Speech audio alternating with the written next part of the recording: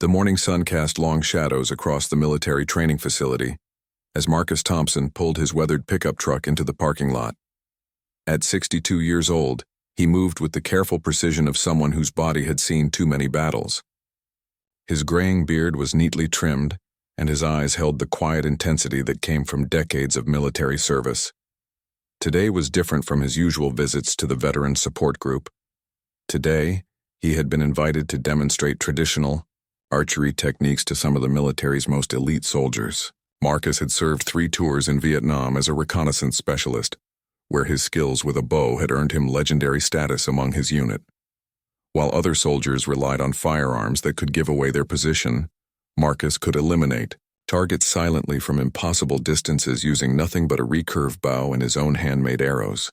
His grandfather, a Cherokee elder, had taught him the ancient ways of hunting and warfare before modern technology took over the battlefield. As he walked toward the main building, Marcus carried his worn leather case containing his most prized possession, a traditional recurve bow made from Osage orange wood that his grandfather had crafted over 50 years ago. The bow looked primitive compared to the high-tech compound bows that most modern archers used, with their pulleys, sights, and stabilizers. Marcus's bow had none of these modern conveniences. It was just wood, sinew, and decades of accumulated wisdom. Inside the facility, Colonel James Mitchell was briefing his Delta Force team about their morning exercise. The 12 men seated before him represented the absolute pinnacle of military training and technology. Each soldier was equipped with the latest in sniper rifles, night vision equipment, and precision targeting systems. They had been selected from thousands of candidates and had undergone years of intensive training to reach this level of expertise. Gentlemen, today we're going to observe a demonstration of traditional archery techniques, Colonel Mitchell announced. The gentleman joining us is a Vietnam veteran who has some unconventional skills that might interest you. Sergeant First Class Tyler Rodriguez, the team's lead marksman, exchanged glances with his teammates. At 28, he was considered one of the finest snipers in the military, capable of hitting targets at over a mile with his Barrett M82 rifle. The idea of watching an old man with a stick and string seemed like a waste of valuable training time. Several other team members shared his skepticism, wondering why they weren't spending the morning on their usual precision shooting exercises. When Marcus entered the briefing room, the contrast was immediately apparent. While the Delta Force soldiers were dressed in pristine military fatigues with state-of-the-art gear, Marcus wore simple civilian clothes and carried what looked like equipment from another century. His presence seemed almost anachronistic in the high-tech environment of the modern military facility. "This is Marcus Thompson," Colonel Mitchell said, introducing the veteran. "He served with distinction in Vietnam and has agreed to share some of his expertise with us today." Marcus nodded respectfully to the assembled soldiers. He could see the doubt in their eyes, the barely concealed smirks, and the way some of them checked their watches as if calculating how much training time they were losing. He had encountered this attitude before, the assumption that older methods were automatically inferior to newer ones, that technology always trumped experience and skill. "I know what you're thinking," Marcus said quietly, his voice carrying the authority of someone who had faced death many times. "You're wondering what an old man with an old bow can teach the best soldiers in the world. That's a fair question, and I don't blame you for asking it." Staff Sergeant Kevin Park, an expert in long-range reconnaissance, leaned back in his chair. "No disrespect, sir, but we use precision instruments that can hit targets at distances your bow could never reach. Our scopes can see in complete darkness, and our bullets can punch through armor. What exactly are we supposed to learn from?" "That?" He gestured toward Marcus's leather case. Marcus smiled patiently. "You're absolutely right about the capabilities of your equipment. Your rifles are marvels of engineering, and your training is second to none. But there's something to be said for understanding the fundamentals that came before all the technology. Sometimes the old ways can teach us things we've forgotten." The team leader, Master Sergeant David Chen, spoke up. "We appreciate your service, Mr. Thompson, but our time is pretty limited. We have qualification tests coming up, and every minute of range time counts. Maybe you could just show us what you've got and we can get back to our regular training." Marcus could feel the tension in the room. These men weren't being deliberately disrespectful, but they clearly saw him as an outdated relic from a bygone era. They lived in a world of laser rangefinders, ballistic computers, and rifles that could accurately engage targets at distances measured in kilometers. To them, his traditional bow probably seemed as relevant as a cavalry saber in the age of tank warfare. "I understand your concerns," Marcus replied. "How about this? We'll head out to your range and I'll demonstrate what this old bow can do. If you're not impressed, I'll pack up and leave you to your regular training. Fair enough?" The soldiers agreed, more out of politeness than genuine interest. As they gathered their equipment and headed toward the outdoor range, Marcus could hear whispered conversations and barely suppressed laughter. Someone made a joke about Robin Hood wannabes, and another soldier wondered aloud whether they should call Guinness World Records to witness the world's most expensive archery lesson. Colonel Mitchell walked alongside Marcus as they made their way to the range. "Don't take it personally," he said quietly. "These men are used to dealing with threats at extreme distances using the most advanced equipment available. They've never seen what a master archer can do." Marcus nodded. "I don't blame them. In their world, what I do probably seems impossible. But that's exactly why this demonstration might be valuable. Sometimes the impossible is just something we haven't seen before." As they approached the firing range, Marcus could see the elaborate setup of targets at various distances, some over 1,000 meters away. Wind flags fluttered in the morning breeze and sophisticated spotting scopes were positioned to observe impacts. The Delta Force soldiers began setting up their equipment with practiced efficiency, each man preparing his rifle with the care of a surgeon preparing his instruments. Marcus quietly opened his leather case and removed his grandfather's bow. The wood gleamed in the morning sunlight, worn smooth by decades of use. As he began to string the bow using traditional methods, he noticed that the soldiers had stopped their preparations to watch him. Their expressions ranged from curiosity to barely concealed amusement.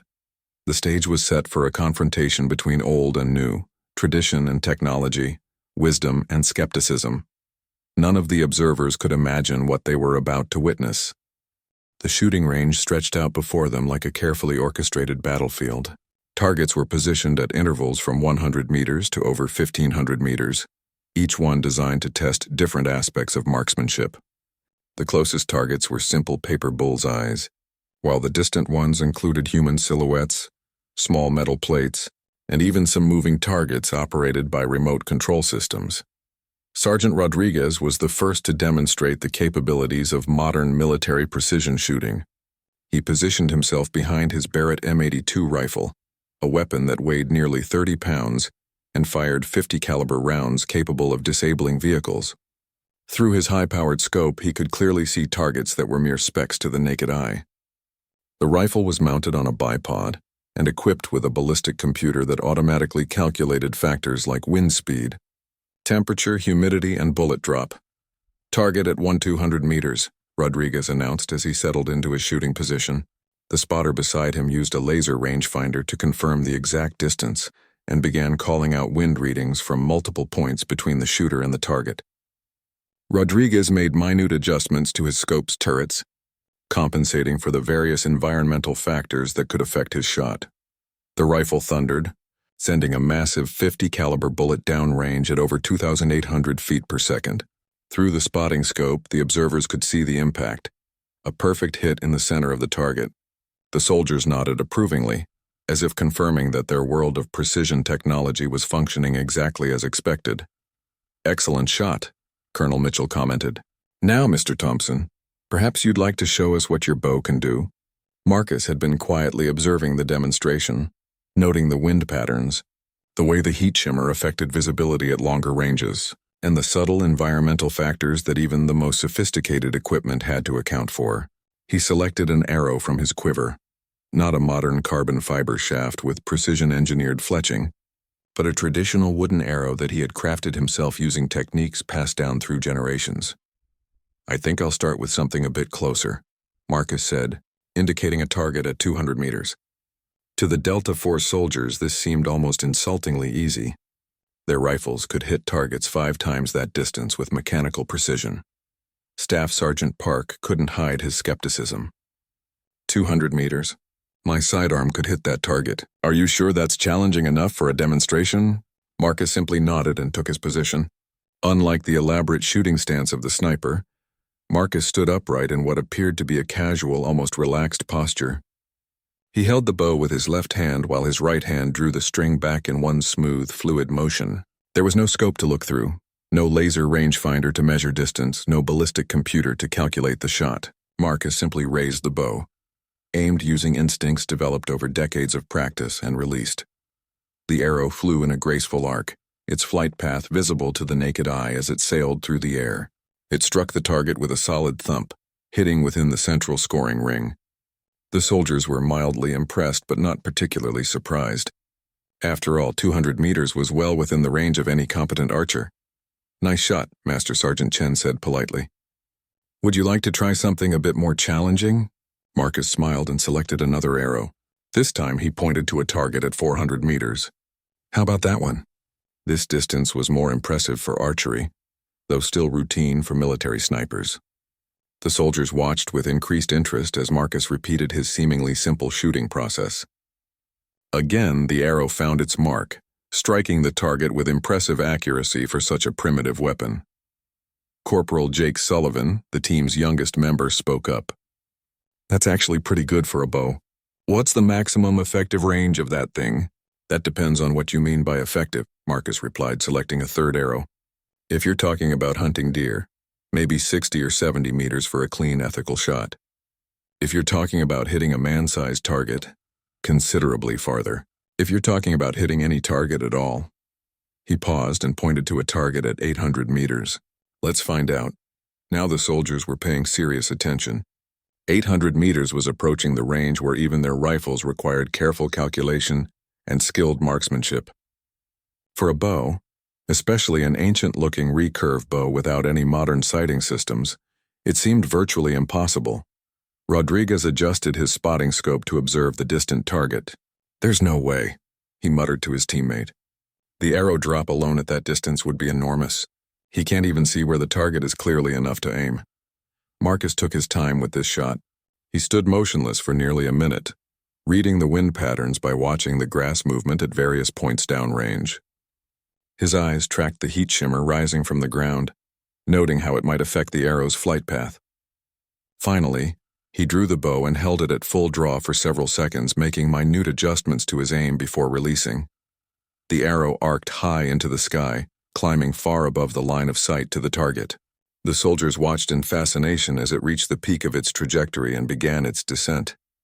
From their position, it was difficult to track the arrow's path as it dropped toward the distant target. "Did he hit it?" someone asked. Through the spotting scope, Rodriguez could see the target clearly. For a moment, he said nothing, simply staring through the eyepiece with an expression of disbelief. That's impossible," he finally said. "What?" Chen demanded.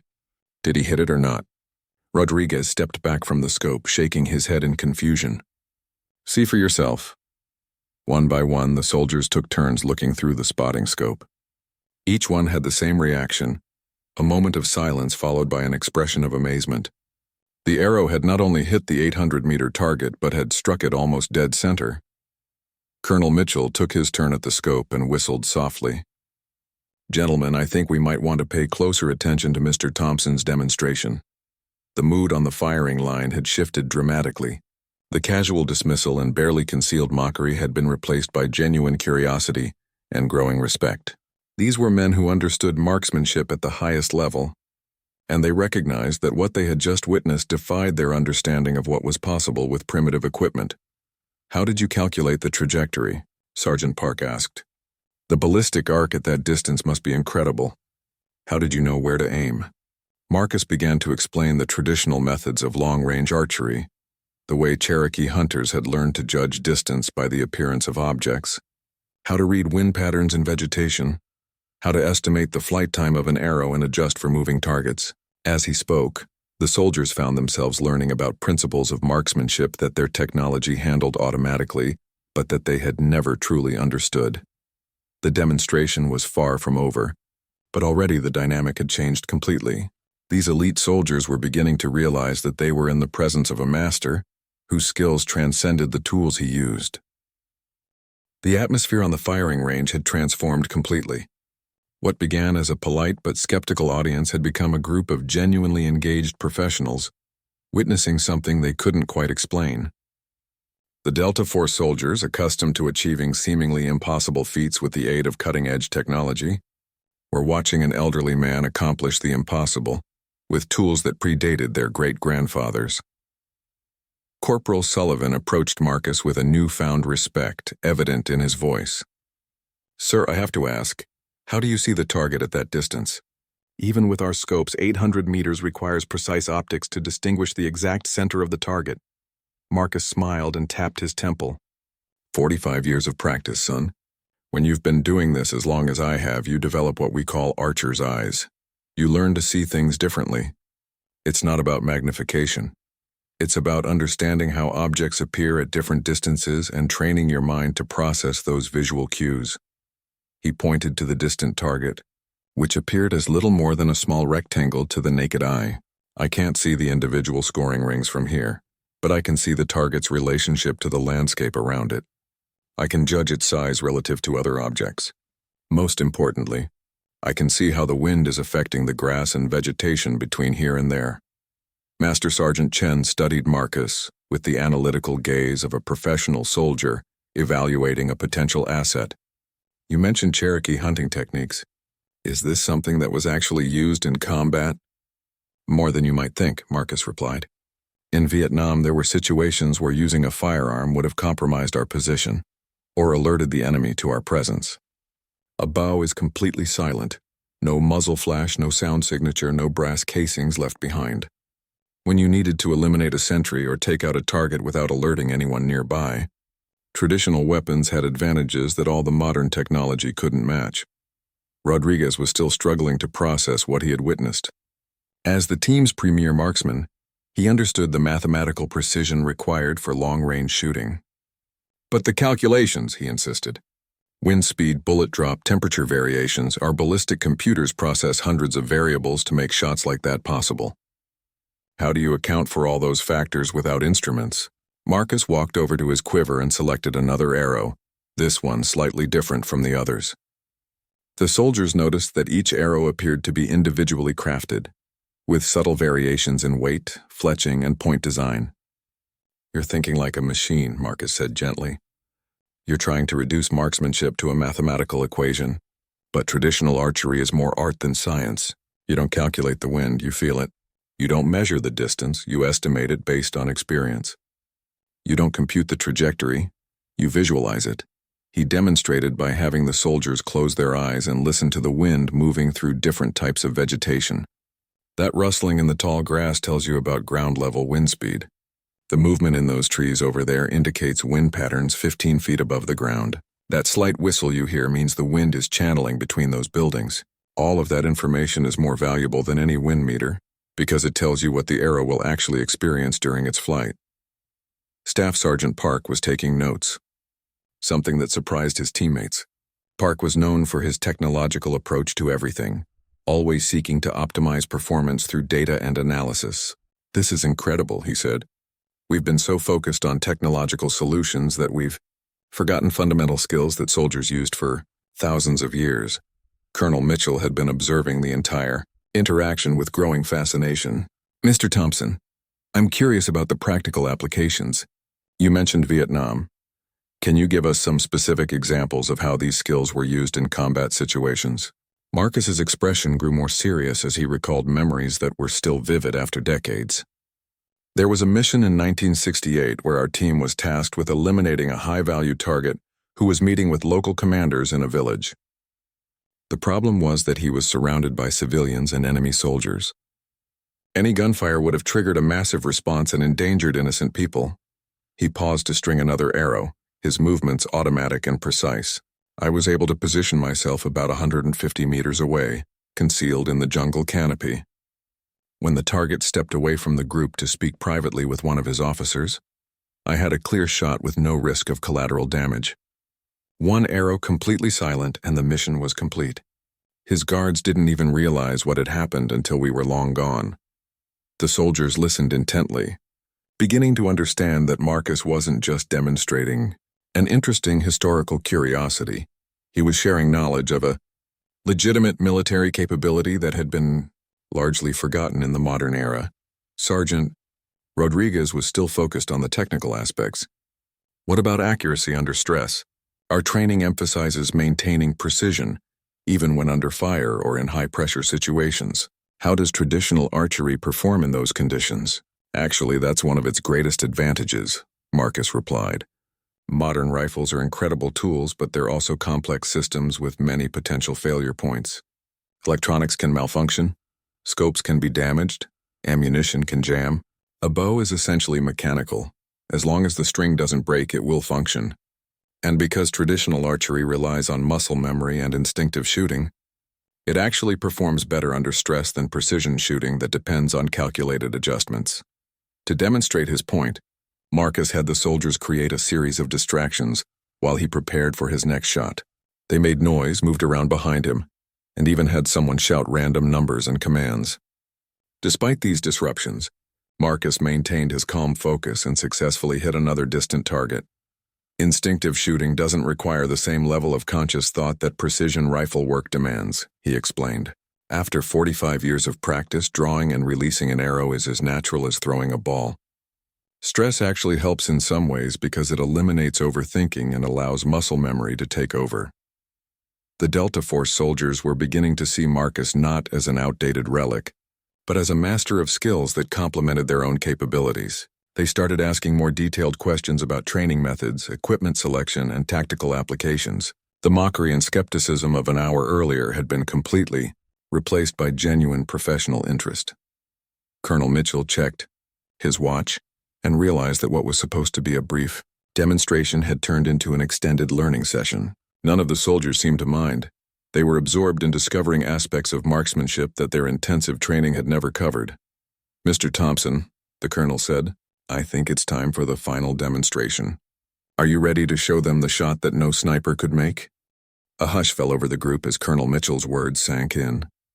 The Delta Force soldiers exchanged glances, their curiosity now mixed with skepticism again. They had witnessed impressive shooting, certainly, but the idea that any target existed that their precision rifles couldn't engage seemed impossible. These men regularly made shots that pushed the boundaries of physics and technology. Marcus nodded calmly and walked to his equipment case, withdrawing a different arrow from his quiver. This one was noticeably different from the others, longer, with specialized fletching and what appeared to be a uniquely designed arrowhead. The soldiers noticed that he handled this particular arrow with extra care, almost reverence. "Before we proceed," Marcus said, "I need to explain something about the target we're going to attempt. It's not about distance this time, it's about precision and the limitations of different weapon systems." He gestured toward the far end of the range where a complex target system had been set up earlier by the range staff. From their position, it was difficult to make out the details, but the soldiers could see that it wasn't a standard bullseye or silhouette target. Sergeant Rodriguez raised his binoculars to get a better look. "What exactly are we looking at?" "The target appears to have some kind of moving components." Colonel Mitchell smiled. "That target system was specially designed to test a particular type of precision that rifles simply cannot achieve, no matter how accurate they are. The challenge isn't hitting the target. It's hitting the right part of the target at exactly the right moment." Marcus began explaining the setup. The target consists of a series of thin glass plates, each one only about 6 inches tall and 2 inches wide. They're arranged in a line, one behind another, with small gaps between them. The challenge is to thread an arrow through all 5 gaps without touching any of the glass plates. Staff Sergeant Park studied the target through a spotting scope. "That's incredibly narrow. The total target window can't be more than an inch wide, and it's at what, 300 meters? 350 meters, Marcus confirmed. But that's not the difficult part. The glass plates are designed to rotate slowly and independently of each other. The gaps only align for a few seconds at a time, and they follow an irregular pattern. You have to time your shot perfectly to thread the needle when all 5 gaps line up." The soldiers began to understand the challenge. Their rifles, despite their incredible accuracy, fired bullets that traveled in straight lines at extremely high velocity. Even the most skilled marksman would need the gaps to be aligned for a much longer period than a few seconds to successfully time such a shot. The bullet would reach the target so quickly that the shooter would have to fire before the gaps were actually aligned, calculating exactly when they would be in position. Corporal Sullivan was studying the target intently. The timing calculations would be nearly impossible. You'd need to know the exact rotation speed of each plate, account for bullet flight time, and predict the precise moment when all 5 gaps would align. Even our ballistic computers couldn't process that many variables in real time. Exactly, Marcus said. That's why this target was designed specifically to demonstrate the advantages of traditional archery in certain situations. An arrow travels much slower than a bullet, about 180 feet per second compared to your rifle's 2,800 feet per second. That slower speed actually becomes an advantage when you need to time a shot precisely. Rodriguez was shaking his head in disbelief, but the precision required, at 350 meters, even a slight wind gust could push an arrow off course by inches. How could you possibly maintain the accuracy needed to thread through such a narrow gap? Marcus picked up his bow and began the careful process of preparing for the shot. You're still thinking like a technological marksman, he said. You're focused on controlling variables and eliminating uncertainty. Traditional archery takes a different approach. Instead of fighting the variables, you learn to work with them. He spent several minutes observing the target system, watching the rotation patterns of the glass plates and timing their alignment. The soldiers noticed that he seemed to be counting under his breath, developing some kind of rhythm or timing system. The plates follow a programmed sequence, Marcus explained, but it's not completely random. There's a pattern if you watch long enough. Every 90 seconds, all 5 gaps align for exactly 3 seconds. The trick is calculating your arrow's flight time and releasing at precisely the right moment. Master Sergeant Chen was incredulous. 3 seconds? At that distance, your arrow will take, about 7 seconds to reach the target? How can you possibly time it correctly? 6.8 seconds, Marcus corrected, and that's the key. I need to release the arrow 3.8 seconds before the gaps align, which means I'm shooting at a target I can't see through, trusting that the gaps will be in position when my arrow arrives. The concept was staggering. The Delta Force soldiers were accustomed to engaging targets they could clearly see and identify. The idea of shooting at a target configuration that wouldn't exist until several seconds after the shot was fired challenged everything they knew about marksmanship. Park was frantically calculating on his tablet. The margin for error is essentially 0. If your timing is off by even half a second, the arrow will hit one of the glass plates. If your aim is off by even a few inches at that distance, the arrow will miss the gaps entirely, Marcus finished, which is why this shot requires a different kind of skill than what you've been trained for. It's not about mechanical precision. It's about developing an intuitive understanding of timing, trajectory, and rhythm. The soldiers watched as Marcus began what appeared to be a meditation routine. He stood motionless, breathing deeply and slowly, his eyes fixed on the distant target system. He was no longer the friendly grandfather figure who had been patiently answering their questions. He had transformed into something else entirely, a warrior artist preparing for a feat that would test 5 decades of accumulated skill. In Cherokee tradition, Marcus said quietly, we believe that the arrow knows its own path. The archer's job is not to force the shot, but to release the arrow at the moment when all conditions are in harmony. The target, the wind, the archer's spirit, and the arrow's flight must all be in perfect balance.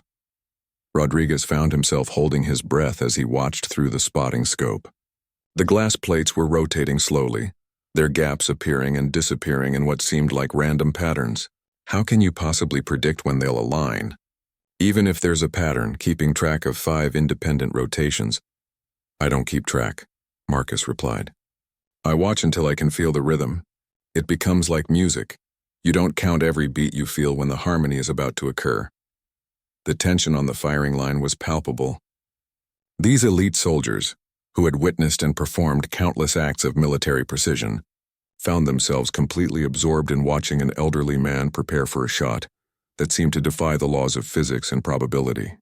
Marcus stood motionless for what felt like an eternity, his weathered hands gripping the ancient bow with steady confidence. The Delta Force soldiers had fallen completely silent, each man focused intently on the target system through various optical devices. The rotating glass plates continued their slow, hypnotic dance, occasionally aligning for brief moments before rotating out of sync again. Sergeant Rodriguez found himself mesmerized by the mechanical precision of the target system. Through his high-powered spotting scope, he could see each glass plate clearly. Thin sheets of reinforced glass mounted on individual motorized bases, each rotating at slightly different speeds. The gaps between them were exactly as Marcus had described, impossibly narrow windows that aligned only briefly and unpredictably. 30 seconds until the next alignment, Marcus said quietly, his voice carrying a new intensity. He had been watching the target for over 10 minutes, learning its rhythm like a musician studying a complex piece of music. The soldiers noticed that his breathing had become deeper and more controlled, and his entire posture radiated focused concentration. Staff Sergeant Park was running calculations on his tablet, trying to understand the mathematics of what Marcus was attempting. "The angular precision required is beyond anything I've ever seen," he whispered to Chen. "At 350 meters, being off by even 1 degree would miss the gap entirely. And that's assuming perfect timing." Marcus began to draw the bow, his movements flowing with the smooth precision of someone who had performed this action hundreds of thousands of times. The soldiers could see the muscles in his back and shoulders engage as he brought the bowstring to full draw. Unlike their rifles, which could be held in position indefinitely, the bow required Marcus to maintain significant physical tension while waiting for the perfect moment to release. 20 seconds, Marcus announced, his voice still calm despite the physical strain of holding the bow at full draw. Through the spotting scopes, the soldiers could see that the glass plates were beginning to approach alignment. Though they were still several rotations away from the perfect configuration, Corporal Sullivan was struck by the contrast between Marcus's approach and their own training methods. "We're taught to take our time, make all our calculations, and fire when everything is perfect," he thought. But he's committing to the shot before he can even see the target he's aiming for. The tension was becoming unbearable. Master Sergeant Chen found himself holding his breath as he watched the target system through his binoculars. The first 2 plates were nearly aligned, with the third beginning to rotate into position. The mathematical precision required was staggering. 5 independent variables that had to align perfectly in 3-dimensional space. 10 seconds, Marcus said, and the soldiers could hear the strain in his voice for the first time. Holding a bow at full draw for extended periods was physically demanding even for a strong young man, and Marcus was maintaining this position with the steady control of a master archer despite his age. Rodriguez was transfixed by what he was seeing through the spotting scope. "The first 3 gaps are almost aligned," he reported quietly. "4th plate is still about 15 degrees off. 5th plate, I can't tell if it's going to make it." Marcus's eyes never left the target. He had moved beyond conscious calculation now, relying on instincts developed over decades of practice. His grandfather had taught him that at moments like this, the mind had to step aside and let the body's accumulated wisdom take control. 5 seconds, Marcus announced, and the soldiers could see his entire body settling into perfect stillness. The bow was no longer just a tool in his hands. It had become an extension of his being, a conduit for focus and intention that had been refined through thousands of hours of practice.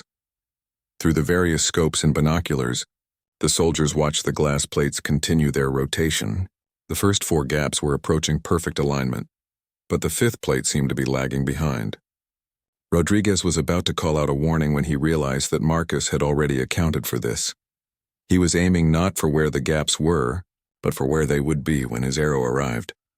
"Now," Marcus whispered, and released the arrow. The wooden shaft leaped from the bow with surprising speed, arcing high into the air as it began its journey toward the distant target.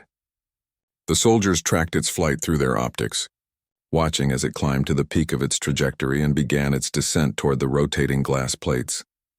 Time seemed to slow as the arrow approached the target system. The glass plates continued their rotation, and the soldiers could see that the gaps were indeed approaching perfect alignment. The timing calculations that had seemed impossible were proving to be exactly correct. Rodriguez had his eye pressed to the spotting scope, providing a running commentary for the others. "Arrows on target, gaps are aligning. 1st plate is perfect, 2nd plate, 3rd. The arrow passed through the 1st gap with inches to spare, threading through the narrow opening just as the glass plate rotated into perfect position. The 2nd and 3rd gaps were equally precise, the arrow's flight path taking it through each opening at the exact moment of alignment. Fourth gap. "It's going through," Rodriguez exclaimed, his professional composure momentarily forgotten as he witnessed something that challenged his understanding of what was possible with primitive weapons. The final gap was the most critical, as the fifth plate had been the furthest out of alignment when Marcus released his shot. But as the arrow approached, the plate completed its rotation with mechanical precision, creating the narrow window just as the arrow arrived. "Clean through," Rodriguez shouted. "All 5 gaps." The arrow went straight through without touching anything. The silence that followed was profound. 12 of the military's most elite soldiers stood in stunned amazement, trying to process what they had just witnessed. The shot that no sniper could make had been accomplished with a tool that predated gunpowder by thousands of years. Colonel Mitchell was the first to break the silence. "Gentlemen, I believe Mr. Thompson has successfully demonstrated that there are some capabilities that cannot be replicated by technology alone." Marcus lowered his bow and allowed himself a small smile. The physical strain of maintaining full draw for so long was evident in his slightly trembling hands, but his eyes held the quiet satisfaction of a master craftsman who had just completed a perfect piece of work. Staff Sergeant Park approached Marcus with newfound respect. "Sir, that was—" "I don't have words for what that was. How long did it take you to develop that level of skill?" "I've been practicing traditional archery for 45 years, Marcus replied. "But I'm still learning. My grandfather told me that mastery isn't a destination. It's a path that you walk for your entire life." The Delta Force soldiers found themselves looking at their own equipment with new eyes. Their rifles, scopes, and ballistic computers were marvels of engineering that could accomplish incredible feats of precision. But they had just witnessed a demonstration of human capability that transcended technology entirely. The walk back from the firing range was markedly different from the journey out. The Delta Force soldiers who had arrived with barely concealed skepticism now surrounded Marcus with genuine curiosity and respect. Their conversation buzzed with questions about training methods, traditional techniques, and the philosophical approach to marksmanship that they had just witnessed. Sergeant Rodriguez carried Marcus's equipment case, insisting on helping despite the older man's protests. "Mr. Thompson, I have to ask, how do you train for a shot like that? I mean, we practice thousands of rounds to maintain our skills, but that target system, how often do you get to attempt something like that?" Marcus chuckled as they walked. "That's the beauty of traditional training methods. You don't need specialized equipment to develop the fundamental skills. Everything I demonstrated today comes from practicing basic archery techniques over and over again until they become instinctive. The complex shots are just applications of simple principles." Master Sergeant Chen was taking detailed notes in a small notebook. "Can you break down those principles for us?" "I'm thinking about how we might incorporate some of these concepts into our own training programs. The first principle is patience," Marcus began. "Modern military training emphasizes rapid engagement and quick target acquisition, but traditional archery teaches you to wait for the perfect moment rather than forcing a shot. Sometimes the best action is no action until conditions are exactly right." They paused at a picnic table near the main building, and Marcus began sketching simple diagrams to illustrate his points. "The second principle is understanding your tools completely. You know your rifles inside and out. But do you understand the fundamental physics of projectile motion? Traditional archery forces you to internalize concepts like trajectory, wind drift, and timing because you don't have instruments to calculate them for you." Staff Sergeant Park was studying the diagrams intently. "It's like the difference between using GPS and learning to navigate by landmarks and dead reckoning. The GPS is more accurate and faster, but if it fails, you're helpless without the fundamental skills." "Exactly," Marcus agreed. "The third principle is developing what we call soft skills, the ability to read environmental conditions, to sense subtle changes in wind or light, to feel when everything is in harmony for a shot. These skills complement technology rather than competing with it." Colonel Mitchell had been listening to the conversation with growing interest. "Mr. Thompson, I'm wondering if you'd be willing to work with our training program on a more regular basis, not to replace their current methods, but to add these traditional skills as a supplement." The suggestion sparked immediate enthusiasm from the soldiers. Corporal Sullivan spoke up first. "Sir, I'd love to learn these techniques. Even if we never use a bow in combat, The principles could make us better marksmen with our regular weapons. Marcus was surprised by their enthusiasm. When he had arrived that morning, he had expected to give a brief demonstration and leave. The transformation in the soldiers' attitudes was remarkable. They had gone from seeing him as an outdated relic to recognizing him as a master of skills they had never imagined. "I'd be honored to work with your team," Marcus replied. "But I should warn you, traditional archery isn't something you can learn quickly. It requires a different mindset, a willingness to embrace uncertainty and develop intuitive skills rather than relying on technology." Rodriguez nodded eagerly. "That's exactly what we need. We've become so dependent on our equipment that we've lost some of the fundamental warrior skills. What you showed us today reminded me why I became a soldier in the first place." Over the next hour, Marcus found himself engaged in the most stimulating military discussion he had experienced in years. The Delta Force soldiers asked detailed questions about traditional training methods, combat applications, and the philosophical aspects of marksmanship that extended far beyond simple accuracy. "In Cherokee tradition," Marcus explained, "we believe that true marksmanship is about harmony between the archer, the bow, the arrow, and the target. It's not about dominating or controlling. It's about understanding your place in a larger system and working with natural forces rather than against them."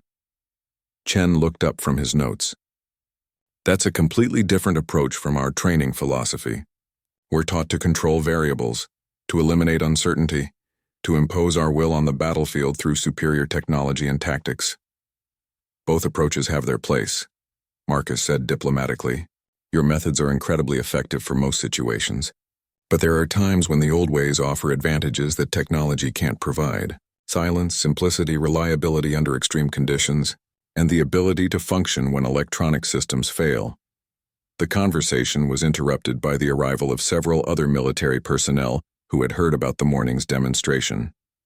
Word was spreading quickly through the base about the elderly veteran who had accomplished the impossible with a primitive bow.